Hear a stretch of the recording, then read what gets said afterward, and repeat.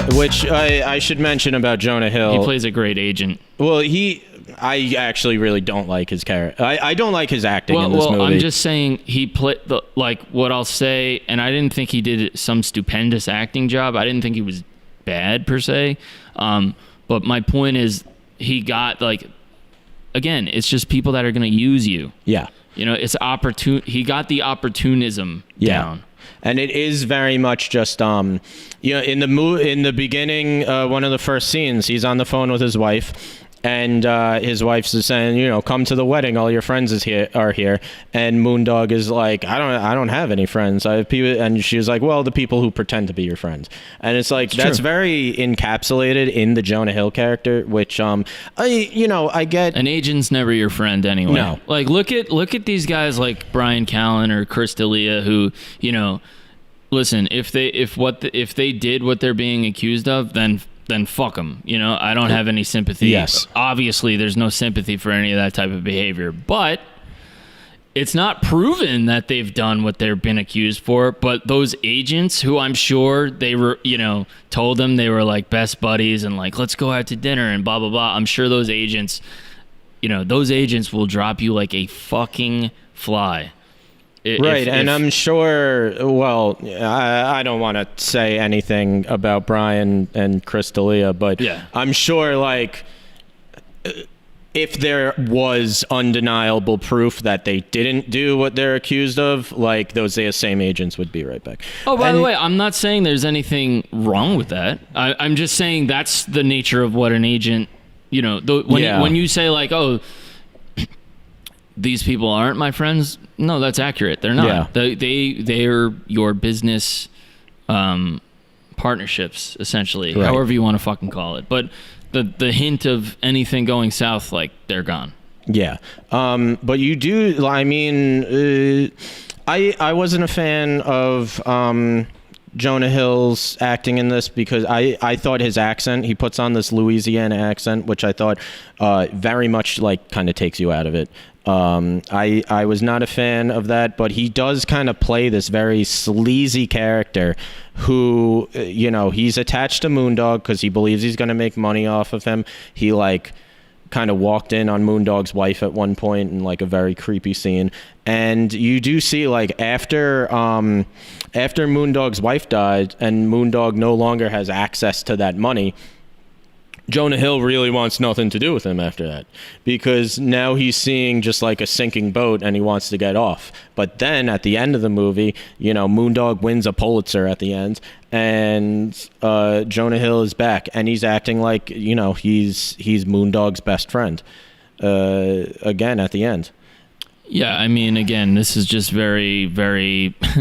These are behaviors that I've seen 1,001 times. Even in my own example, right now, the band that I play with, a couple of years ago, we didn't have jack shit going on as far as the internet was concerned or numbers was concerned, and I won't say who, but there's a particular person who you may refer to as one of those agent people who there was some dialogue with, and it was very just kind of I don't know how to say it, but they kind of treat you a certain way when you're coming up, and then when you have a little bit of a track record, all of a sudden I could look you up and see X, Y, and Z.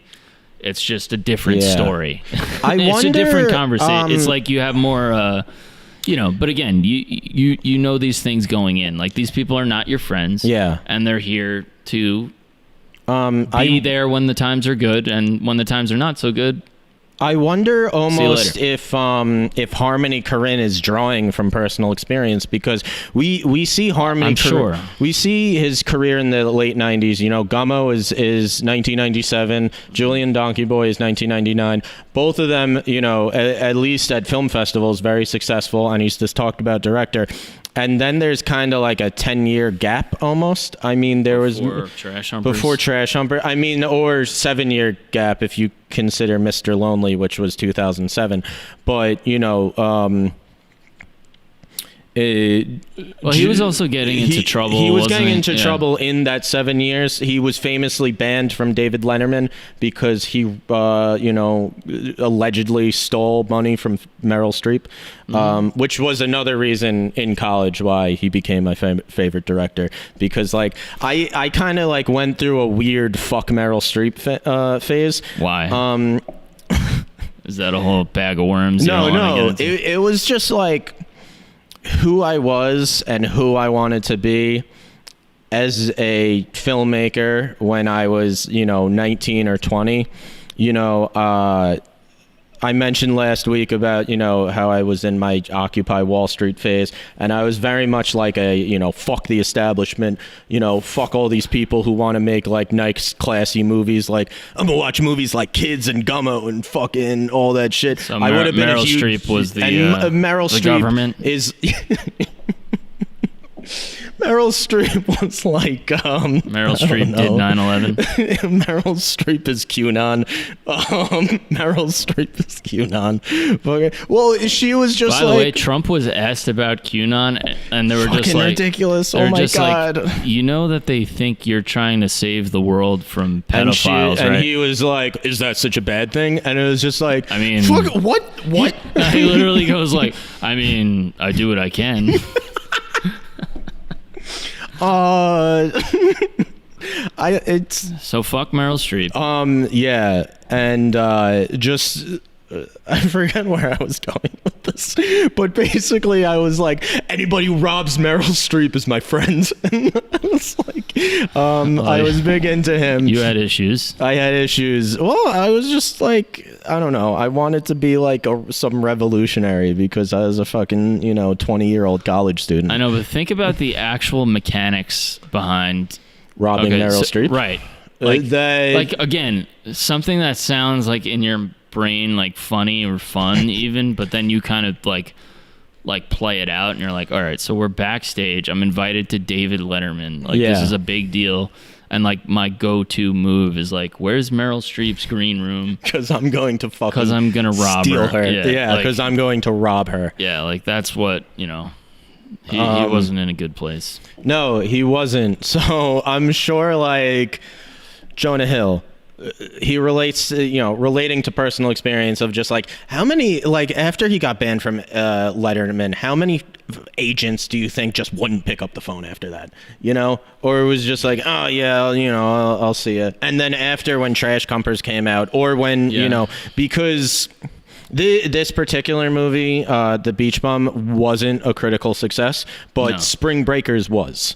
Well, a lot of like what people in the industry, whether it's an agent or a manager or, someone who's going to represent you or someone who's going to put out a piece of work by you, like a lot of times what they do is they'll want to engage you to a certain extent so that they could potentially, like if you show signs of, say you have something starting to go a little bit viral or you start to get some positive reviews or something happens, they could just like dip their kind of beak back in and be like, hey, like, we're together. And it's just like, well, if you're representing me, how come like you weren't answering like my emails for, or just, they try to play this weird game where they kind of like get you in a handshake deal but don't really do anything until you're kind of helping yourself. And then it's like, where were you when I needed you type of thing. Yeah, that's a lot of the game that they play. I would imagine there's